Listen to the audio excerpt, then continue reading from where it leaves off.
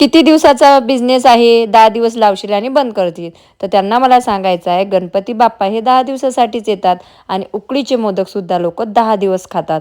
Regular modak खाणारे खूप कमी असतात. म्हणून आम्ही जो व्यवसाय आहे तो मुंबईमध्ये लावला होता. तर इथं सारण वगैरे तयार झालेलं होतं आणि मस्तपैकी नारळाचं म्हणजे किस काढण्याचं काम चालू होतं. इथं नारळ फोडणेसुद्धा चालू होतं. तर भरपूर जण मी व्यवसाय लावला, 10 दिवसच लावशील, असं करशील, तसं करशील आणि सोडून देशील. तर मला त्यांना सांगायचं, हो बाबा सोडून दिलेला आहे. कारण कसं आहे, की हा व्यवसाय जो आहे तो 10 दिवसच लावला होता आणि एक दिवस मी माझा स्वतःचा बिझनेस लावणारच आहे. कारण मी जेवढ्यांदा बिझनेस लावते आणि तो मग सोडते, तर मी त्याच्यातून काहीतरी नवीन शिकत असते. अंबानी जे आहेत, धीरूभाई अंबानी हे एका दिवसात नाही मोठे झाले. पंतप्रधान जे आहेत आपले, ते चहा विकून पंतप्रधान झाले.